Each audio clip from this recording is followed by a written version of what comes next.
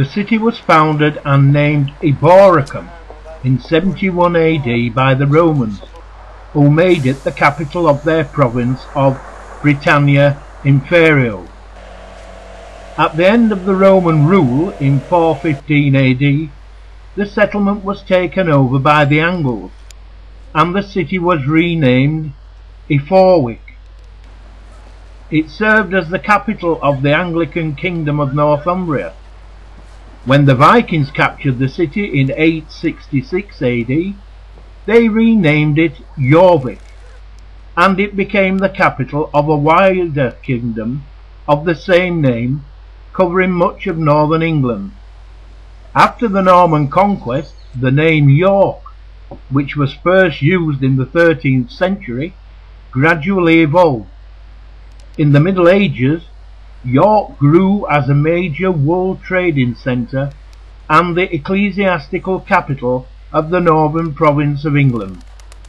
The province of York is still one of two: the Church of England's ecclesiastical provinces alongside that of Canterbury.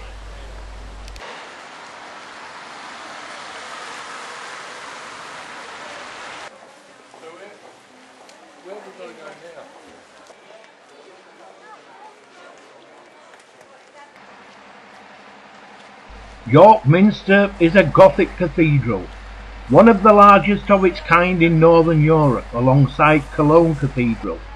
The minister's seat is the Archbishop of York, the second highest office in the Church of England.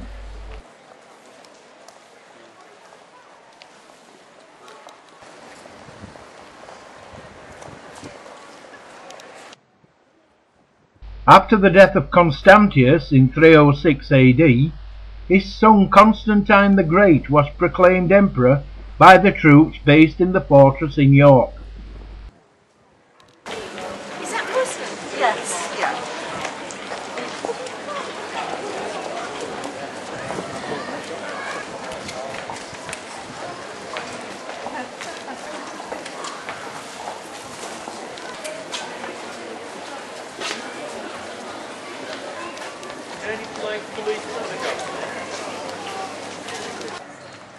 Guy Fawkes and the Gunpowder Plot. Their aim was to displace Protestant rule by blowing up the Houses of Parliament, while King James I and the entire Protestant and even most of the Catholic aristocracy and nobility were inside. And this is the house in York where he was born.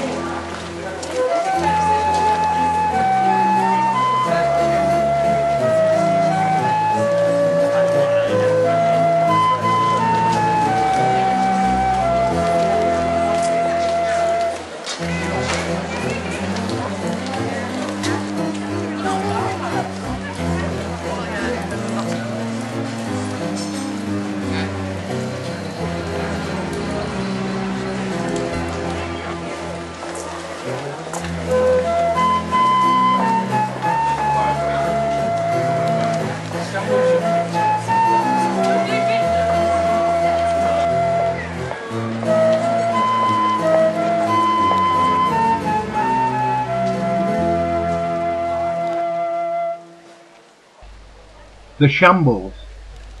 The street itself is mentioned in the Domesday Book, so we know that it has been in continuous existence for over 900 years.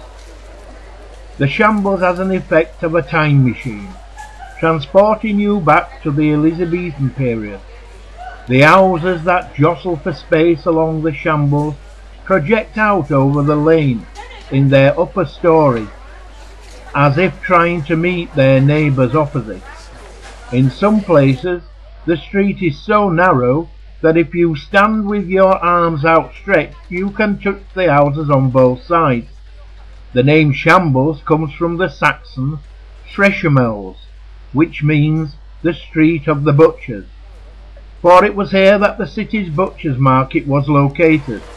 Notice the wide windows still of the houses. The meat for sale was displayed here.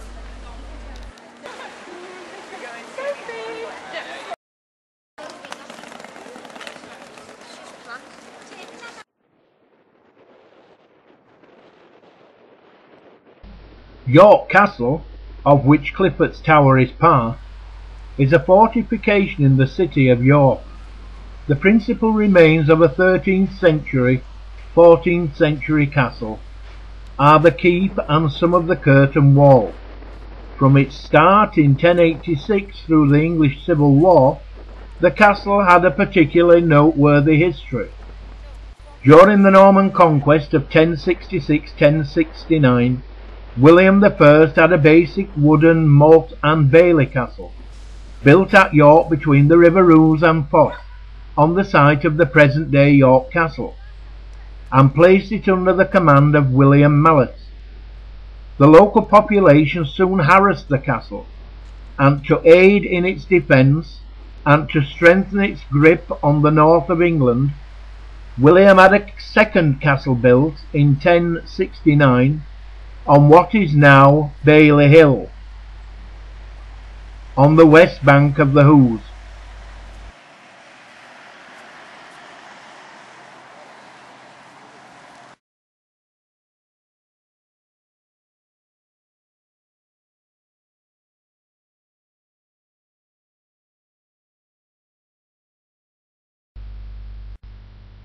Captain James Cook, R.N., was an English explorer, navigator and cartographer. He made 3 voyages to the Pacific Ocean, accurately charting many areas and recording several islands and coastlines on European maps for the first time.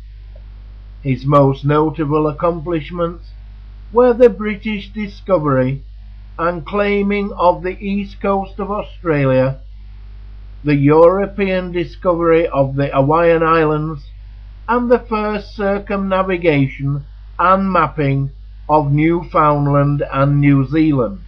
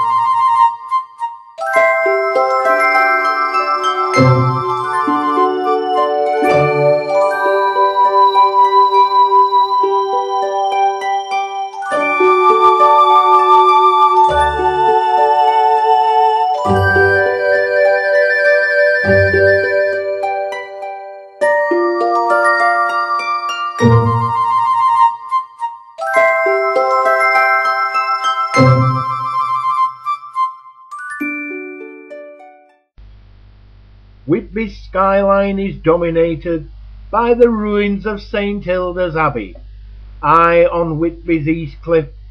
Spreading below Whitby, a maze of alleyways and narrow streets run down to the busy quayside.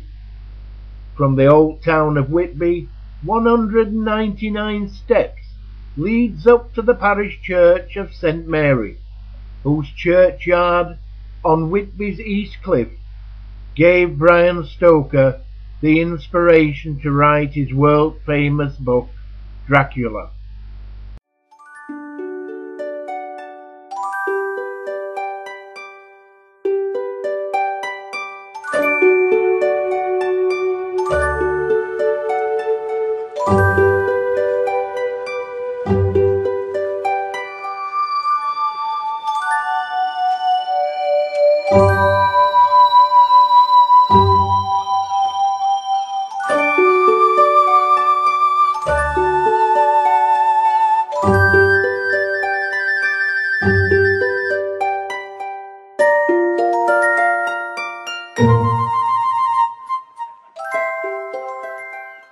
The first Whitby Jet workshop was opened in Whitby in 1808, and there were 50. Clearly, the rapid development of this new industry demanded a greater volume and a more reliable provision of jet than would have been available by beachcombing.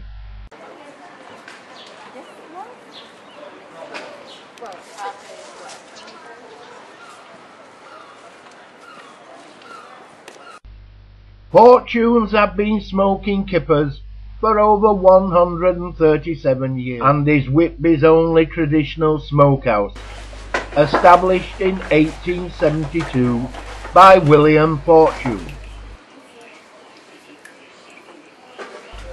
Fortune's smokehouse and shop is one of Whitby's most famous attractions, and they can both be found on the pretty and historic east side of Whitby, North Yorkshire. As you walk towards the smokehouse, the distinctive aroma will whet your appetite long before you even arrive at the smokehouse. Fortune's kippers are the only genuine, authentic Whitby kippers, because the Fortune family owned and run the only traditional smokehouse in Whitby. They only use bags of the finest oak chippings.